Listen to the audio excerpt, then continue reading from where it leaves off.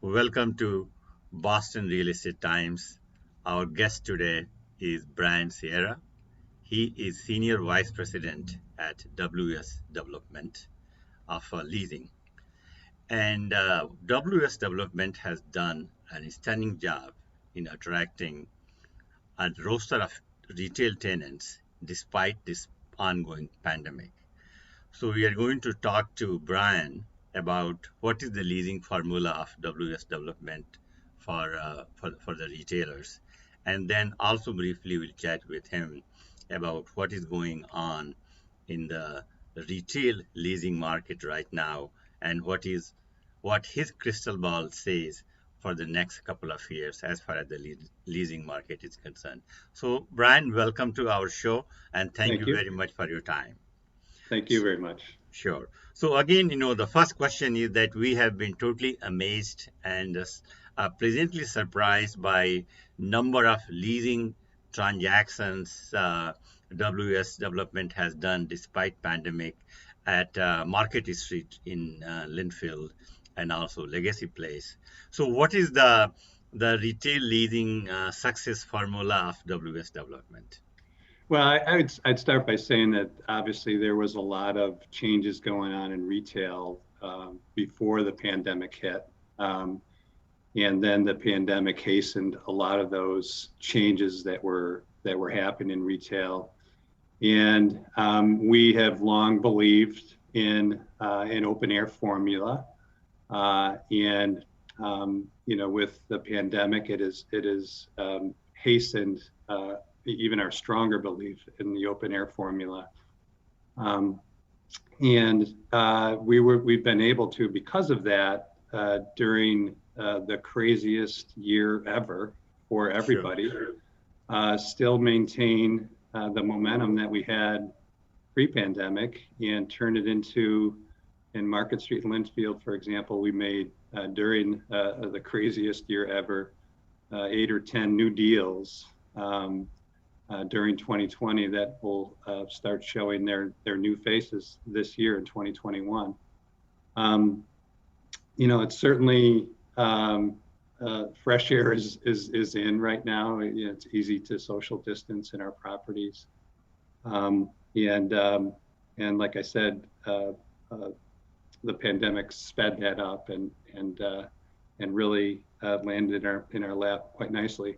Typically, in our projects, in the projects that we built around 128 in Boston and other parts of the country, the type of project that we've been doing, the quote unquote lifestyle center, we typically don't have any vacancy. Um, Hmm. if we do, it's 1 or 2 spaces because they're not overbuilt. They're not these sprawling behemoths. Uh, they're not too big. They're not too small. They're rightly sized for the markets that they serve, and so typically we don't have any vacancy. What the pandemic did is hastened some retail casualties, so to speak, and for our company, it was an opportunity to make these projects better, which is happening right now. We have some space in these projects that we typically don't have, Hmm. and so we're able to improve the mix. And tenants that we couldn't make space for previously, we now can. And at the same time, there's the digitally native brands and a lot of new retailers that have taken um, that have taken shape over the last few years. And those retailers at the same time have realized that bricks and mortar is a very important part of their strategy.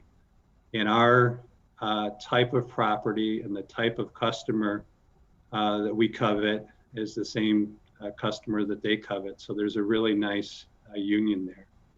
And then the other thing I would say is customers today, they want to have an experience, and we're able to do things in our properties that provide that. Whether it's large green open air spaces where we can hold significant engaging events with the community, or numerous food and beverage operations that can have expansive outdoor seating areas and stuff like that. It's just an engaging, oops, sorry, Sure. engaging, engaging outdoor. So now I have two questions. One is we we noticed that the restaurants have been most intentionally affected by COVID and by the pandemic. And you were able to sign up several restaurants actually at especially a MarketStreet in Lynnfield. How that happened? That's one question about dealing with especially restaurants. And the second one is when you talk about the open air, um, the concept, uh, how the winter, those months affect the retailers at your destinations. Okay, both great questions. With the restaurants and specifically during the pandemic, and I think it's going to be something that will stick, so to speak, after the pandemic. In a lot of our properties, we have significant outdoor spaces that our restaurateurs were able to take advantage of. And even prior to the pandemic, we had restaurant volumes in our lifestyle properties that are equal to, in a lot of cases, greater than urban core restaurant volumes. Mm-hmm. And people are starting to gain the knowledge of that. So during the pandemic, we were able to expand that outdoor seating, and we have wide sidewalks in a lot of places. So we were able to accommodate our retailers more so than a lot of different venues were able to do. So we actually had a lot of food and beverage operators that did more sales in the months they were open in 2020 than they did in 2019, Mm-hmm. which, and as we know, in a lot of places was just unheard of. With respect to open air in the winter, a lot of our properties are either in the Northeast or in very cold climates. Unless it's really, really terrible out, people are moving around. And if you think about it, in the type of property that we develop, you can literally pull up to the one or two stores that you want to go to and get in and get out.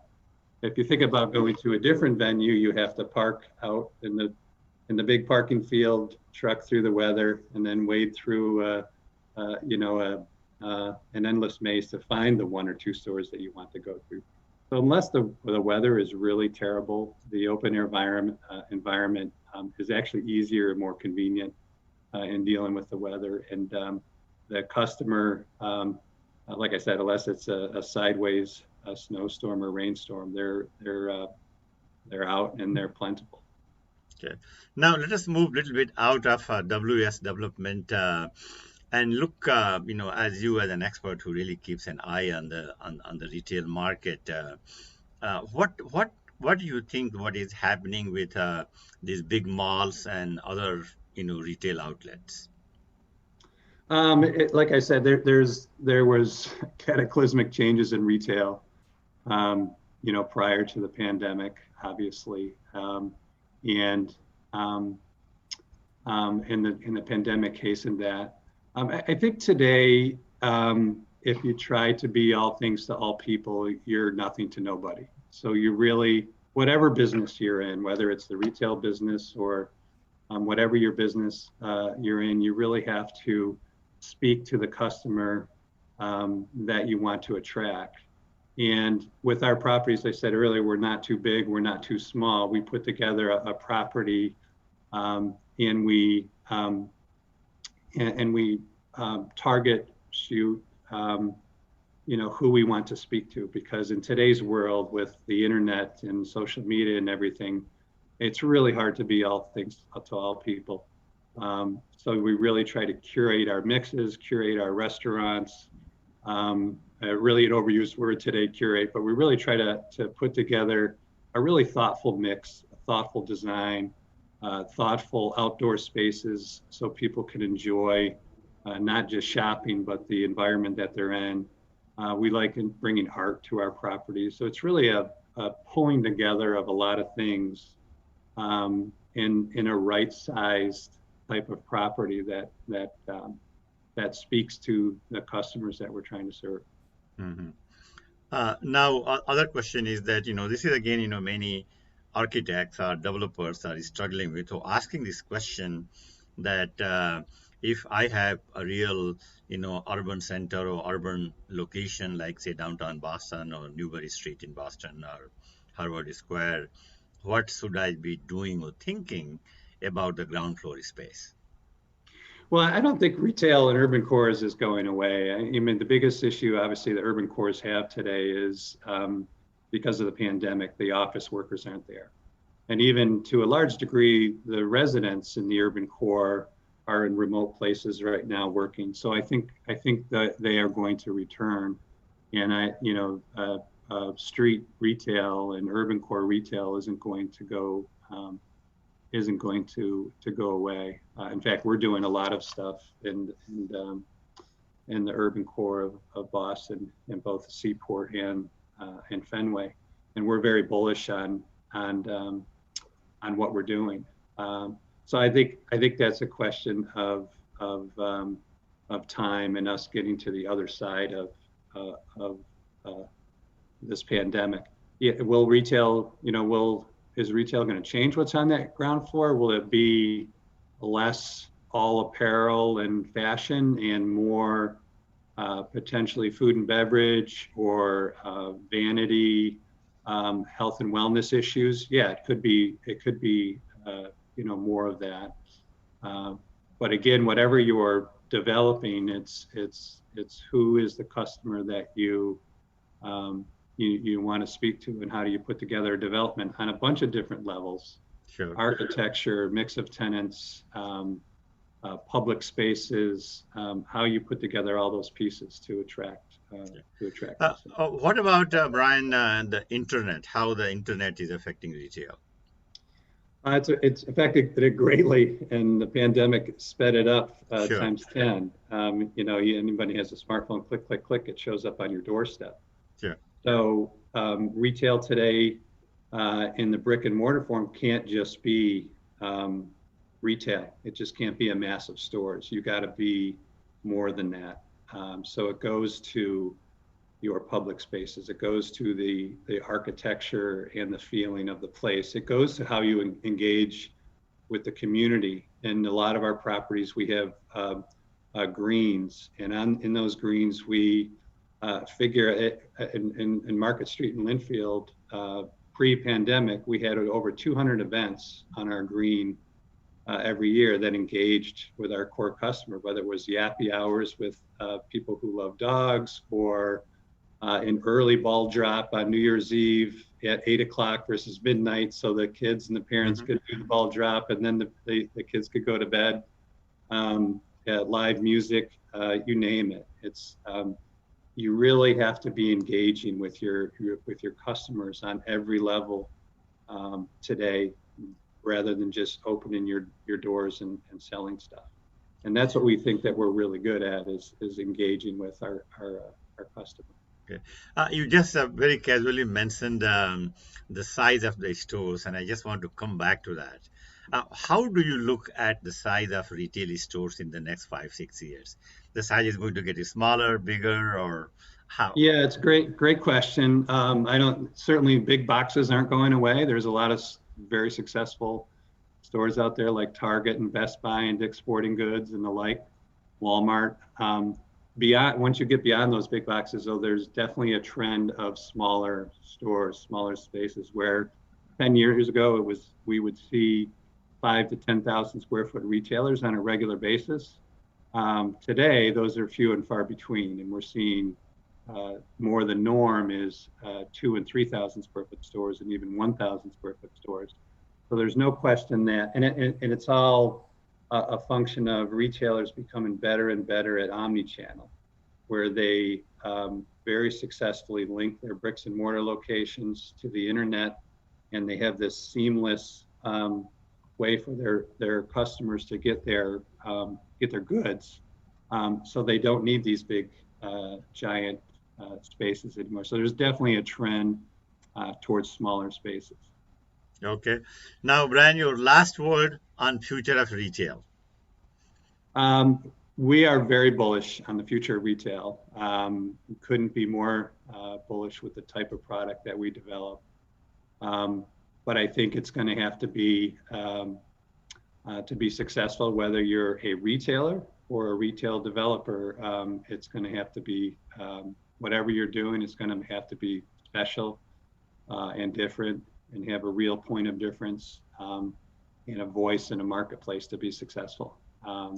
So bricks and mortars not going away, and the really good, successful digitally native tenants have realized that with just online sales, they have a ceiling.